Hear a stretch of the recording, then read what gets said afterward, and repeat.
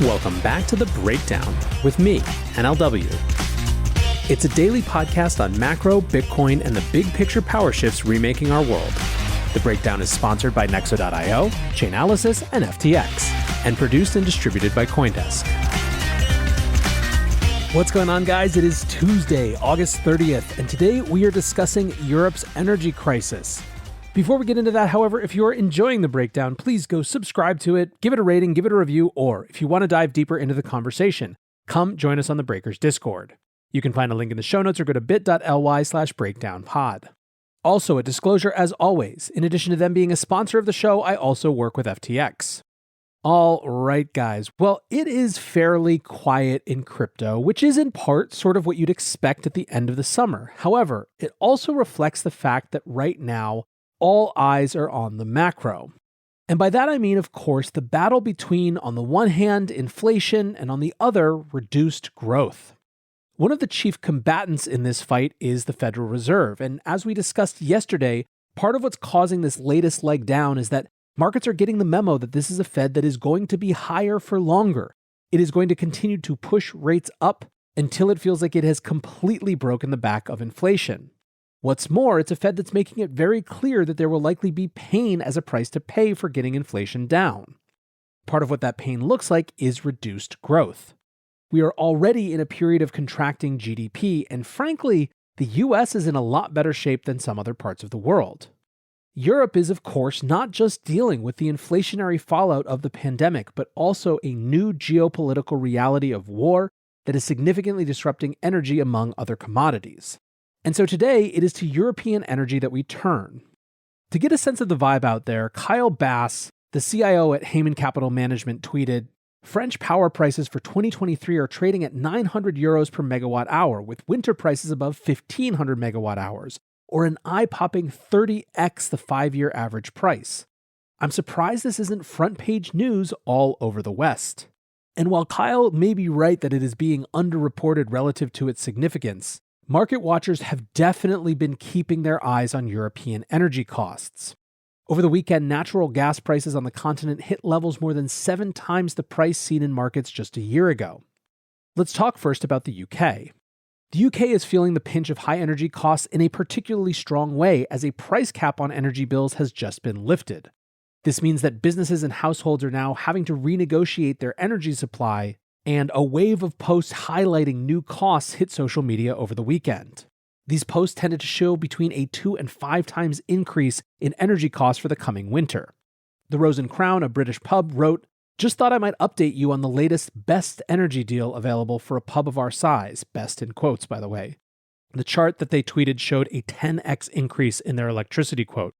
Gerard Brody, the head of national policy and chief economist at the Irish Business and Employers Confederation, wrote, "On average, companies I've talked to are facing a 3 to 5 times increase in energy bills.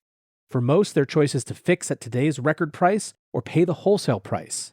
Example of a small shop going from £50,000 annual bill to £150,000 in 2022, and worse likely ahead."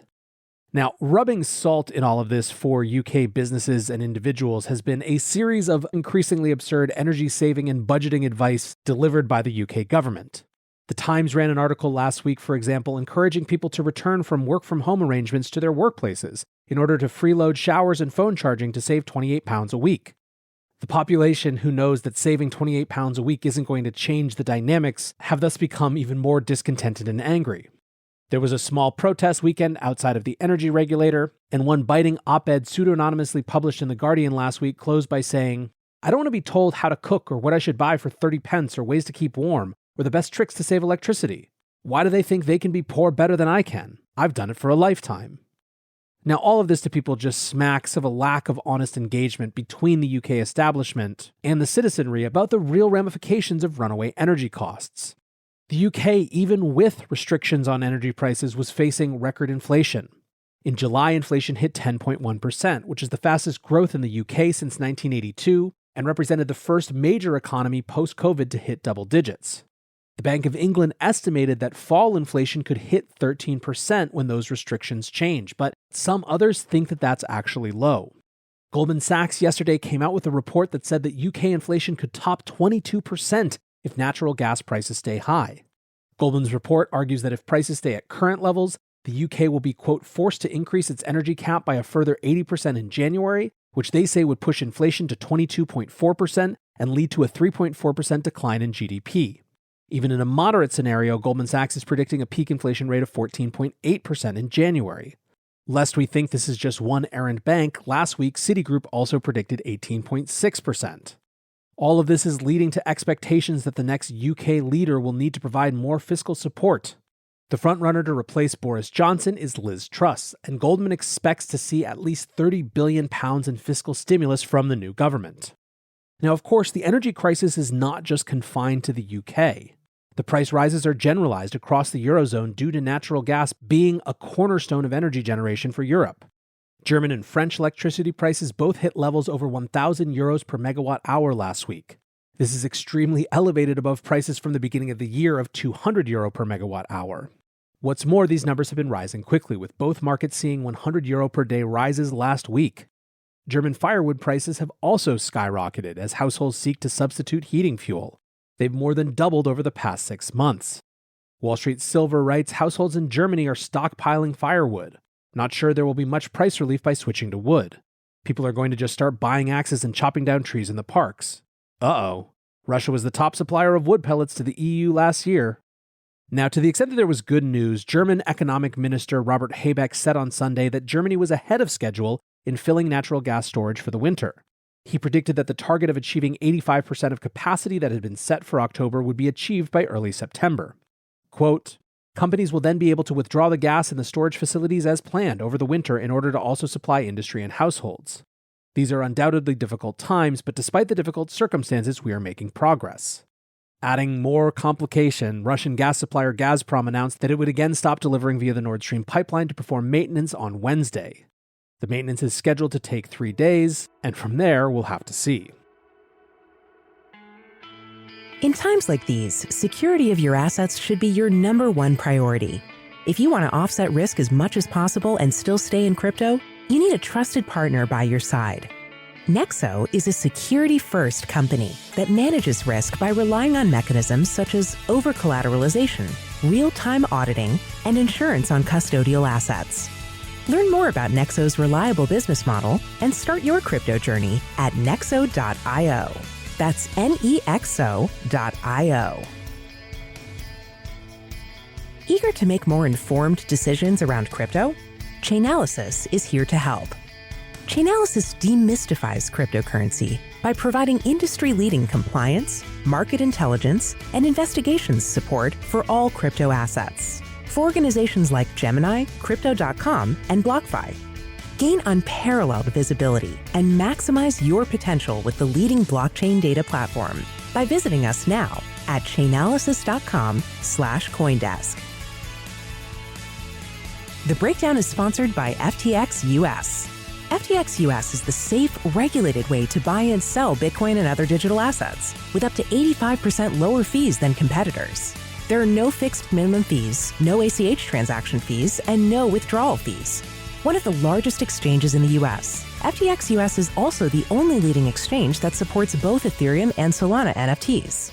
When you trade NFTs on FTX, you pay no gas fees. Download the FTX app today and use referral code BREAKDOWN to support the show. Now, just like there is speculation about what the British government will do, there is also discussion of what the European government can do to help people in the Eurozone. A big announcement was the news that the European Council is preparing to step in to intervene in the energy market. Their goal appears to be breaking the structural linkage between gas prices and the electricity market. European Commission President Ursula von der Leyen said on Monday, "We have to develop an instrument which makes sure that the gas price no longer dominates the electricity price. We're seeing now with these exorbitant high gas prices that we must decouple." She went on to say that urgent steps were necessary to address skyrocketing prices, which she attributed to nervousness in the market and speculation. French PM Emmanuel Macron also called for electricity market reforms in a meeting with the Polish Prime Minister on Monday. He stated that his aim was to construct a market regime, quote, protected from elements of speculation and with new pricing formulas. EU member states are increasingly calling for price caps. The Czech Republic, who hold the current rotating presidency of the EU, will host an extraordinary meeting of energy ministers on September 9th to discuss solutions to the crisis.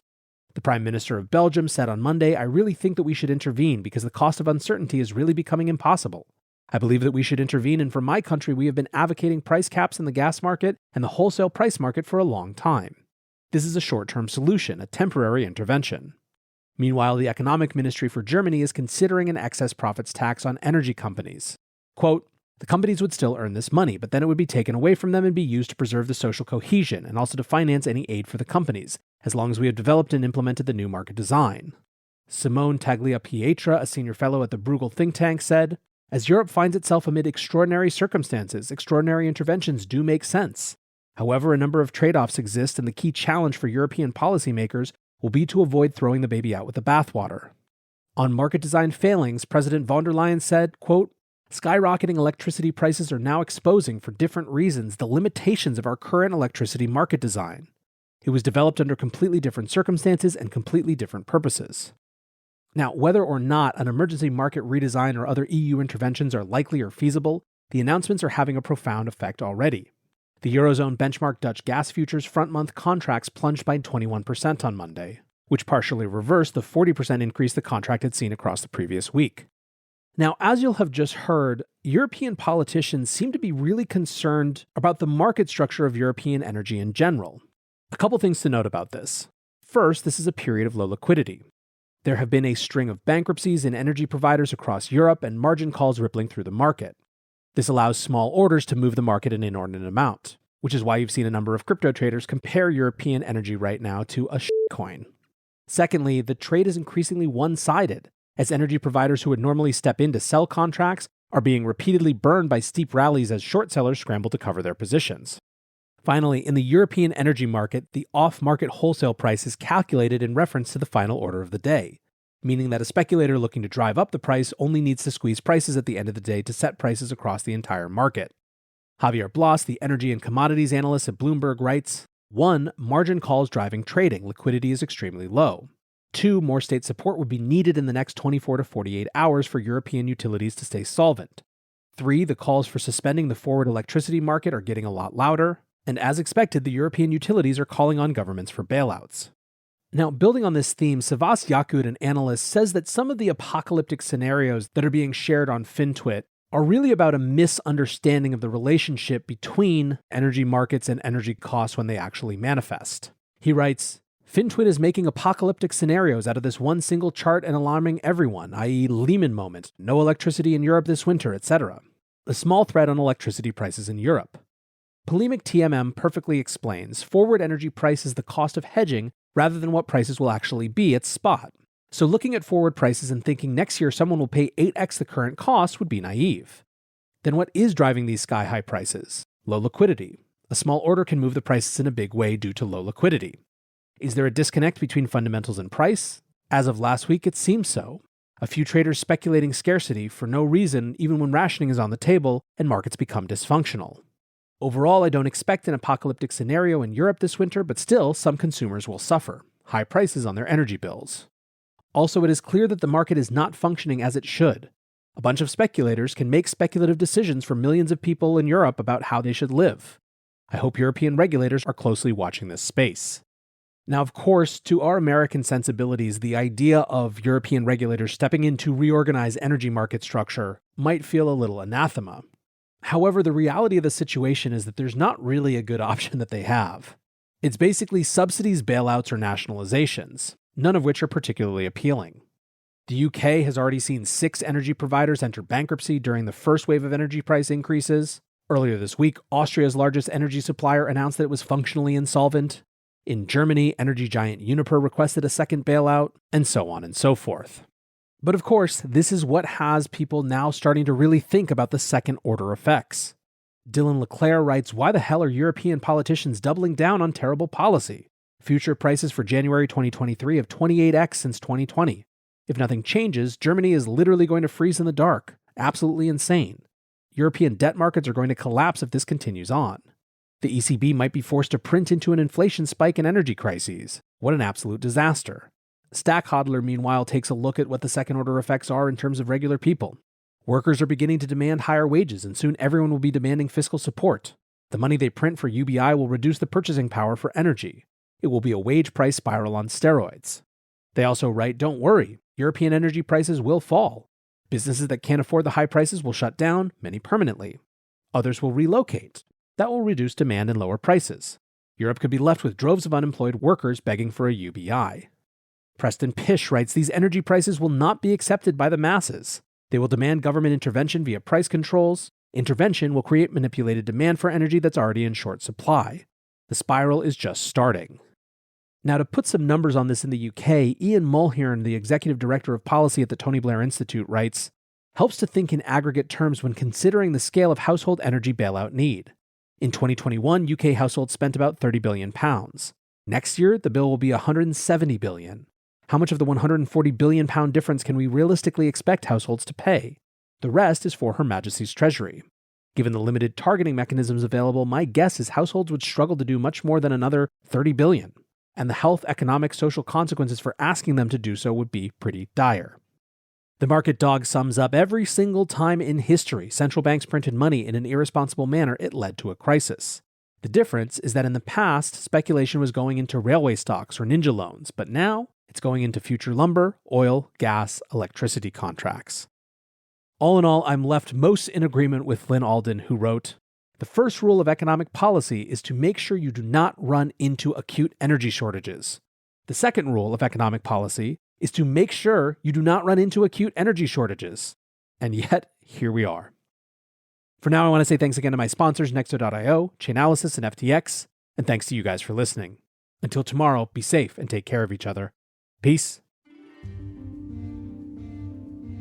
I want to tell you about CoinDesk's new event, the Investing in Digital Enterprises and Assets Summit, or IDEAS.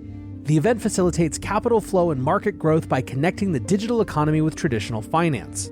Join CoinDesk October 18th and 19th in New York City for a 360-degree investment experience where you can source, invest, and secure the next big deal in digital assets. Use code BREAKDOWN20 for 20% off a general pass. You can register today at coindesk.com/ideas.